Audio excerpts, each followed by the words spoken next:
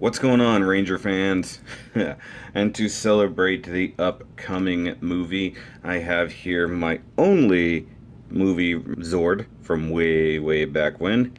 And it is, of course, the original deluxe white Falconzord.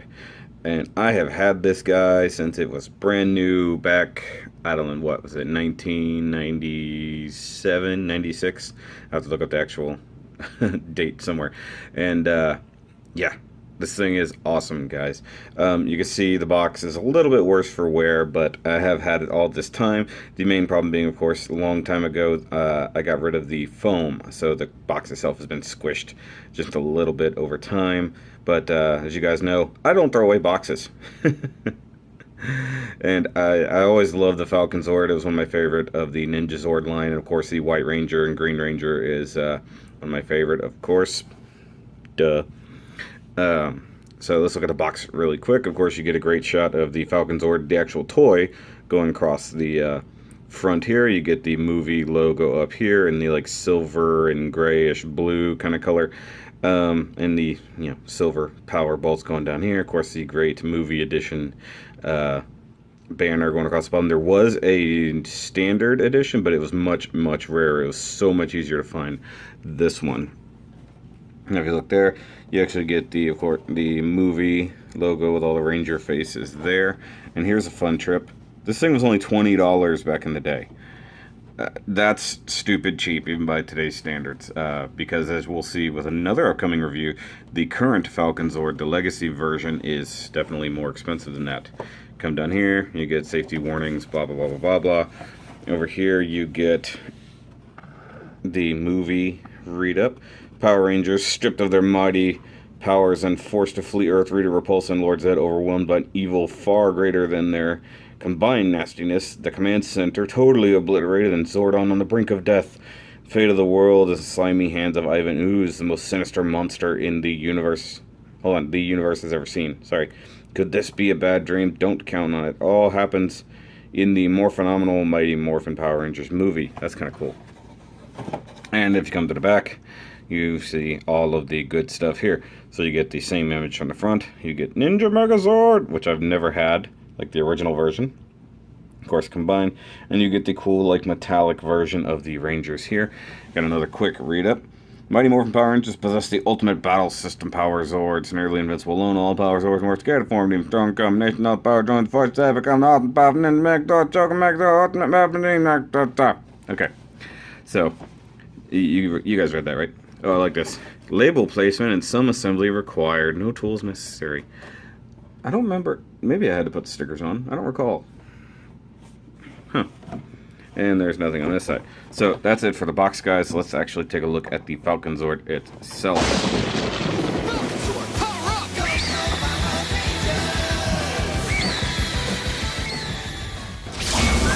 Alright, guys. Here we have the awesome Ninja Falconzord. This thing, honestly, is in really good shape. It was box kept even without the foam for most of its life. Of course, I played with it when I was a kid, but nowhere near as heavily as some of the people I know of. I've seen quite a few of these for sale or just showing off, and they've kind of yellowed really badly. I mean, this guy isn't perfectly white anymore, but it is, well, it's still actually pretty clean. Even the chrome is in decent shape. But this is actually really, really good representation of the Falconzord, considering that the one in the movie was quite different. I mean, well, of course, it was a great big white falcon. Like, through here, you had very, very large gaps between the missiles in the wings. And they kind of took some liberties when they designed it in the movie, and the CG, as everybody knows, was not great. But this thing, I guess it follows what the actual toys and the ones from the Japanese original series when it came out. That's kind of where they made the toy from. The movie was just what Bandai of America wanted to do when they actually made that. So, I mean, I do love this guy. It's a little weird, though, because you can see this you know, the shiny gold chrome here actually almost has a little bit of a green tint to it. Like, it's not just straight gold. Maybe it's just something about the lights in here. I'm not sure. But it does look greenish to me. I don't have anything blue above it. It's really weird. I don't know. But you guys, of course, can see this has some nice plated chrome plastic there. And then you come here to the nose, you get some nice just painted gold, which that is that nice Bandai gold, just like Bandai silver is awesome. Just like you can see sort of around the eyes, some silver in there in the eye indentation. Of course, the little red dot there for the eye itself. Now, I do believe, yeah, it said it on there. It did require some sticker placement. I think you had to put on these in the chest, and I think even the stripe on the head. I think the ones on the wings may have been on there already, but I really don't recall. I mean, I was about 12, 13 years old probably when this was made. I'm pretty sure I wasn't driving yet, but this thing is cool. You come down here, and you do have some stickers here covering the screw holes for the legs. It does have some nice little articulation here in the feet, which you can see the chrome is still pretty good, and bad nub marks, because it is what it is. And it does actually articulate. It's a little stiff at this point. It's an old toy, but the ratchet joints do still work pretty well. You can hear that kind of popped in there.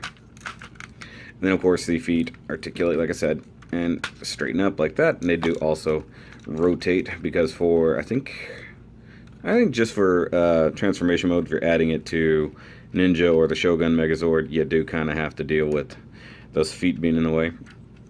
I don't recall if I had to put these stickers on the tail. They look too well to be placed to have been me at like 13. So you do get a tiny bit of tail articulation. You can move it up and down. Whoop-de-doo. It is what it is. And then, of course, you do get, flip this guy around here, head articulation. It's got some little, not, I guess it's technically a ratchet joint, just not a normal one. But you do get a little slight light ratchet there. You do actually get an opening mouth, so you can get the sound. If I can find the sound that the Falconzord makes, I'll insert it right here. Yay. And of course, the party piece, the wings do fold in for attack mode. So in the show, it would come in like this and attack shooting missiles, and that was pretty awesome, actually. And if you're thinking, hey, those are nice and clear translucent, I wonder if they ever lit up. Yes, they did, just not in America. The Japanese toy, as you can tell, this looks like a battery compartment right here. You would take the screw out, pull that off, battery compartment, and actually back here, you see this little raised bit right here? That was the button to activate the lights and sounds. Unfortunately, Bandai of America never wants to give us lights and sounds for those early things, except for maybe like the Dragon Zord and the Tiger Zord. But they, for some reason, felt the need to remove it from the awesome Falconzord. Don't know why, guys, but this thing's pretty cool. And you do have the tabs here that would attach it to the back of the Ninja Megazord, which, as we covered in one of my previous videos, you guys know the new Falconzord attaches in such a stupid way that everybody really wished they had just done something like this. This was better. So it would clip in definitely here, and these were more to kind of just balance it, kind of give some space, but that's more or less what it was. And we'll probably see this in an upcoming review. You see these clippies here are, of course, for the Shogun combination. So you get here where the arms clip to the back of the wings, and in here where these clip into the sides of the torso of the Shogun Megazord. And I will probably be doing that review really, really soon, because I do still have the original Deluxe Shogun Zord. So, now, one thing is these feet, kind of a pain. Like, to make it stand is kind of a pain, just because they don't even out very well. But it does still work. I do love this guy. Sadly, I might have to part with this guy sometime soon, just because I kind of need space, and I've had this thing for 20 plus years. It's in great shape. I'll probably post this video in the Power Rangers Buyer Trader Sellers group, selling this poor little guy. Because Shoky needs to pay some bills, not even gonna lie to you guys. And honestly, I have the new version, which is awesome. And this guy, I'm sure there's people out there who don't have a good version of the Falconzord, and there's people who actually have plenty. What is this? Where's Okay, you guys have seen however many 100 plus videos I've done now. When have I ever had this light coming across here? What the heck? Like, it just maybe I need to adjust my blinds. This has never happened before. It's really messing things up. Oh, that's funny. All right, guys, but yeah, that's going to be it for the review of the old school original deluxe Falconzord, and we will be doing a comparison to the current Falconzord because you guys know already that I have it. So, all right, you guys have a great day wherever you are, and remember to always keep on nerding.